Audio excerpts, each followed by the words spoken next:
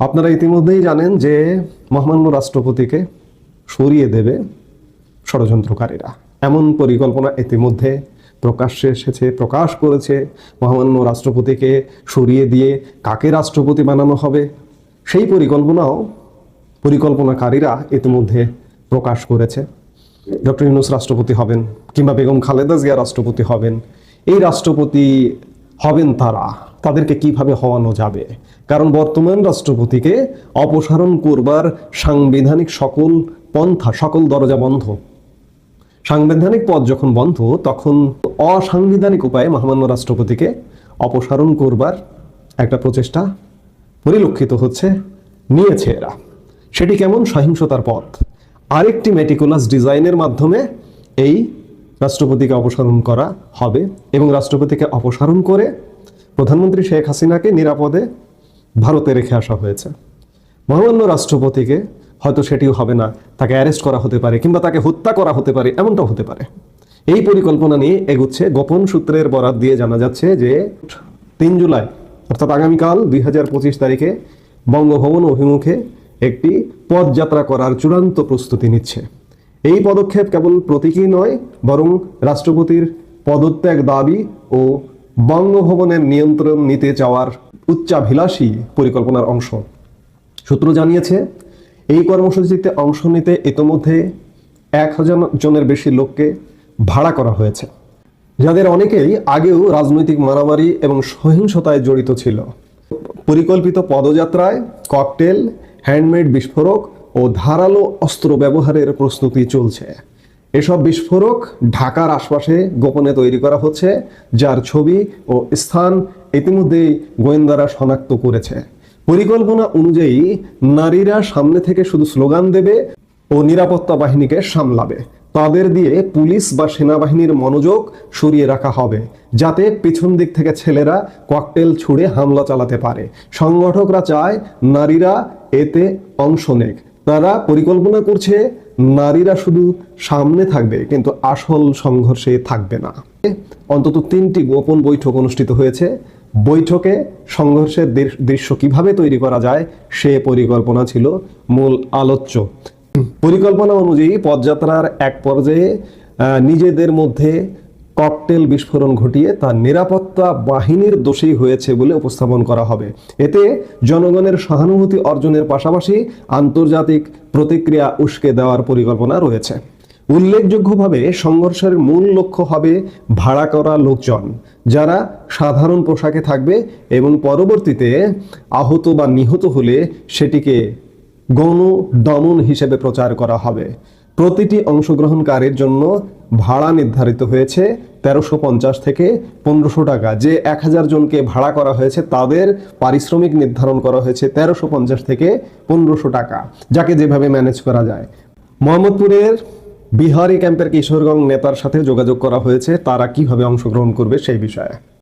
পদযাত্রার মূল লক্ষ্য হলো রাষ্ট্রপতির বিরুদ্ধে গণবিক্ষোভকে সহিংসভাবে উস্কে দিয়ে বঙ্গভবন ভাঙতে চাওয়া, যাতে অন্তর্বর্তী সরকার এবং সেনাবাহিনীর উপর আন্তর্জাতিক চাপ সৃষ্টি হয়। একটি তৃতীয় পক্ষীয় ঘোষণা বা রাষ্ট্রপতির পদত্যাগ দাবির রেকর্ডকৃত বার্তা সামাজিক মাধ্যমে ছড়ানোর জন্য প্রস্তুত রাখা হয়েছে, যা সংঘর্ষের ঠিক পরে প্রকাশ করা হবে। এগুলো বিভিন্ন গোয়েন্দা সূত্রের তথ্য থেকে জানা গেছে যে আগামীকাল 3 জুলাই কিংবা 3 জুলাই যদি নাও পারে, খুব শীঘ্রই, অর্থাৎ আজকে 2 জুলাই আমরা কথা বলছি, খুব শীঘ্রই এমন একটি ঘটনা ঘটাবে। এই যে মোহাম্মদপুরের বিহারি ক্যাম্পের যে কিশোর গ্যাং, এই কিশোর গ্যাং মূলত গণভবন ভাঙচুরের সাথে, গণভবনে প্রথম হাঙ্গামার সাথে এরা জড়িত ছিল এবং এই বাহিনীকেই বঙ্গভবন ভাঙচুর, বঙ্গভবন দখল এমন একটি প্রক্রিয়ার সাথে যুক্ত করা হচ্ছে এবং এদের দিয়ে একটি অঘটন ঘটাবে। কারণ আপনারা জানেন যে এই যে পিনাকি ভট্টাচার্যের কথাই বলা হচ্ছে। পিনাকি ভট্টাচার্য বাংলাদেশে বিগত 11 মাসে কি পরিমাণ সহিংসতা ঘটিয়েছে আপনারা জানেন, নতুন করে বলবার আর কিছু নেই। এখন এই পিনাকি এবং পিনাকি গংয়ের চূড়ান্ত পরিকল্পনা, ভাড়া করে মানুষ এনে বঙ্গভবন ভাঙচুর, বঙ্গভবন দখল করে রাষ্ট্রপতিকে অপসারণ করা। এখন প্রশ্ন, বাংলাদেশের সেনাবাহিনী কি করবে? আমরা গোয়েন্দা তথ্যের সূত্র ধরেই বলছি, সেনাবাহিনী নিশ্চয়ই পরিকল্পনা আছে যে এই যে ষড়যন্ত্র, এটিকে কিভাবে দমন করা হবে। কারণ সেনাবাহিনীর প্রত্যেকটি অফিসার, প্রত্যেকটি কর্মকর্তা যখন ভাটিয়ারি মিলিটারি একাডেমিতে ট্রেনিং সমাপ্ত করেন, যখন থেকে নিয়মিত অফিসার হন, তখন একটি শপথ বাক্য পাঠ করেন। বাংলাদেশের সংবিধানের সুরক্ষা দেবেন, মহামান্য রাষ্ট্রপতিকে সুরক্ষা দেবেন, বাংলাদেশের প্রতি আনুগত্য থাকবেন। সেই প্রত্যেকটি অফিসার বুকের রক্ত দিয়ে হলেও দেশ রক্ষা করবেন। আজকে দেশ এক ভয়ানক সংকটের মধ্যে এবং ভয়ানক হায়নাদের কবলে পড়েছে। এখন দেখার বিষয়, আমরা শেষ পর্যন্ত প্রত্যাশা করি, আশা করি যে সংবিধানকে সেনাবাহিনী রক্ষা করবে, মহামান্য রাষ্ট্রপতিকে রক্ষা করবে। এখন দেখার বিষয়, এই যে পরিকল্পনা, এই পরিকল্পনাটি কি বাস্তবায়ন হয় কি হয় না।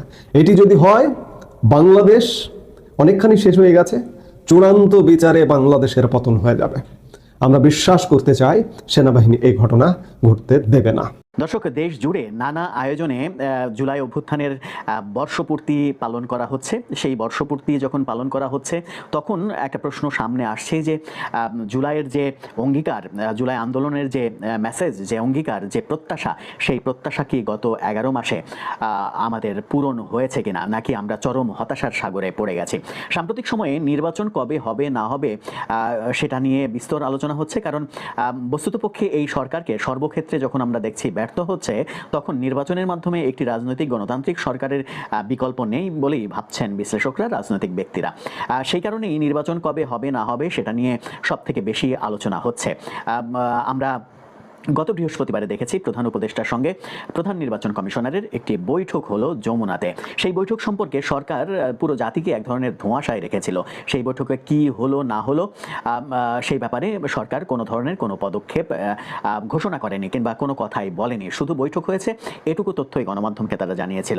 এক সপ্তাহ পরে এসে গতকালকে প্রধান নির্বাচন কমিশনার প্রথমবারের মতো সাংবাদিকদের মুখোমুখি হয়েছিলেন এবং সেখানে তিনি এই মিটিংয়ে কি আলোচনা হয়েছে সেটার একটা ইঙ্গিত দিয়েছেন এবং সেই ইঙ্গিতটা আমাদের জাতির জন্য বেশ হতাশাজনক এবং কিছু রাজনৈতিক দলের জন্য চরম হতাশাজনক। এরপরে পরিস্থিতি অন্যদিকে বাঁক নিলেও অবাক হওয়ার কিছু থাকবে না। কি হয়েছিল সেই বৈঠকে, প্রধান নির্বাচন কমিশনার কি বললেন, কতটা আড়াল করতে চাইলেন, কেন আড়াল করতে চাইলেন, কেন ধোঁয়াশা সৃষ্টি করা হচ্ছে, কেন সেই বৈঠকের তথ্য জনসম্মুখে প্রকাশ করা হচ্ছে না, সেই আলোচনা করবে এই ভিডিওতে। বলছিলাম প্রধান উপদেষ্টার সঙ্গে প্রধান নির্বাচন কমিশনারের যে বৈঠক গত বৃহস্পতিবারে হয়েছিল সন্ধ্যায়, সেই বৈঠকের এক সপ্তাহ পরে গতকালকে প্রধান নির্বাচন কমিশনার সাংবাদিকদের মুখোমুখি হয়ে সেটা সম্পর্কে একটা ইঙ্গিত দেওয়ার চেষ্টা করলেন, যেটা খুবই হতাশাজনক। তিনি বলার চেষ্টা করলেন যে প্রধান উপদেষ্টার সঙ্গে তার আগামী জাতীয় নির্বাচনের দিনক্ষণ, তারিখ, কিভাবে হবে, কবে হবে, কি হবে, এই জাতীয় কোনো আলোচনাই হয়নি। এর চাইতে হতাশাজনক বক্তব্য আর কি হতে পারে? তাহলে প্রধান নির্বাচন কমিশনারের সঙ্গে প্রধান উপদেষ্টার কি কথা থাকতে পারে? প্রধান উপদেষ্টা কি আড্ডায় চা খাওয়ার জন্য তাকে ডেকেছিলেন, খোশ গল্প করার জন্য ডেকেছিলেন? প্রধান উপদেষ্টা যখন প্রধান নির্বাচন কমিশনারকে ডাকবেন, তখন তার সঙ্গে যে আলোচনা হবে সেই আলোচনাটা অবশ্যই নির্বাচন কমিশন এবং নির্বাচন নিয়ে। এই মুহূর্তে নির্বাচন কমিশন কেন্দ্রিক সব থেকে বড় যে ব্যাপার সেটা হচ্ছে যে আগামী নির্বাচন। সেই নির্বাচন নিয়েই যদি ধোঁয়াশা থাকে, তাহলে লন্ডন বৈঠকের পরে বিএনপি যে ধরনের এক ধরনের আশায় বুক বাঁধার চেষ্টা করছে, তারপর থেকে আমরা দেখেছি তারা নানাভাবে সরকারের প্রশংসা করে যাচ্ছে এবং পাইকারি দরে সরকারের সব কাজের প্রশংসা করে যাচ্ছে। সরকারের সঙ্গে একটা সৎ ভাব তৈরি করার জন্য যে দূরত্বগুলো তৈরি হয়েছিল সেখান থেকে তারা ফিরে আসতে চাইছে। তখন মনে হচ্ছে যে বিএনপি আরও বেশি হতাশার সাগরে পড়ে যাবে এবং সাথে সাথে বাংলাদেশে গণতন্ত্র আবার কবে ফিরে আসবে, গণতান্ত্রিক সরকার কবে ফিরে আসবে, সেই ব্যাপারেও যথেষ্ট সন্দেহ দানা বাঁধতে পারে। প্রধান নির্বাচন কমিশনার বললেন যে আগামী নির্বাচন কবে হবে, কখন হবে, কিভাবে হবে, এই ব্যাপারে কোনো আলোচনা হয়নি। ডেট, দিনক্ষণ এগুলো নিয়ে আলোচনা হয়নি। তাহলে কি আলোচনা করলেন? তিনি বললেন যে নির্বাচন কমিশনের প্রস্তুতি কেমন, এই ব্যাপারে প্রধান উপদেষ্টা প্রশ্ন করেছেন। আমরা বলেছি যে আমাদের প্রস্তুতি চূড়ান্ত পর্যায়ে, প্রস্তুতিতে কোনো সমস্যা নেই, এটুকুই শুধু বলেছেন। তার মানে এই বৈঠকে নিশ্চিত করে এমন কিছু আলোচিত হয়েছে যা এই মুহূর্তে সরকার চাইছে না জাতির কাছে উন্মুক্ত করতে। তাহলে কি আমরা যে আশঙ্কাটা করছিলাম যে সরকার স্থানীয় সরকার নির্বাচনের দিকে যেতে চাইছে, সেদিকেই কি সরকার হাঁটছে?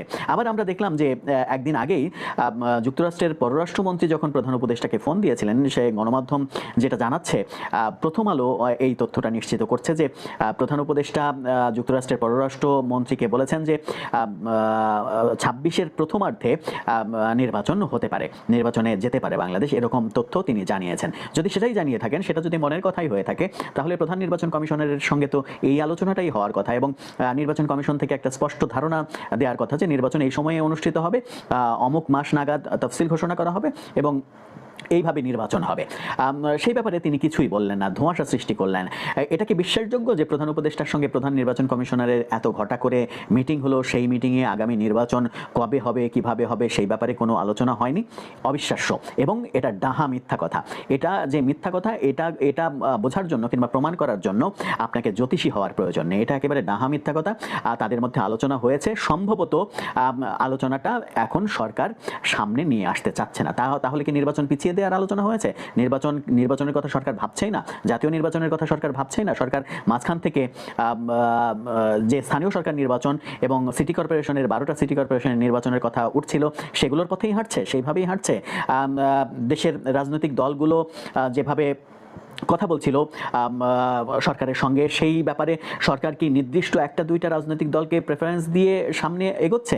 আমরা সাম্প্রতিক সময়ে দেখেছি যে ইসলামিক দলগুলোর সঙ্গে এনসিপির একটা জোট প্রক্রিয়া শুরু হয়েছে। তারা চাচ্ছে যে নির্বাচনের আগে, জাতীয় নির্বাচনের আগে স্থানীয় সরকার নির্বাচন হবে।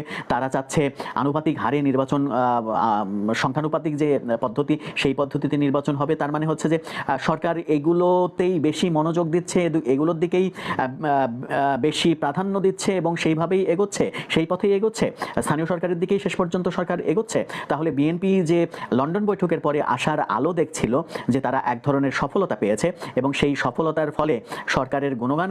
দর্শক, সম্পূর্ণ ভিডিওটি দেখলেন, আশা করি বিষয়টি বুঝতে পেরেছেন। এই নিয়ে আপনার গুরুত্বপূর্ণ মন্তব্যটি অবশ্যই কমেন্ট বক্সে জানিয়ে দিবেন। ধন্যবাদ।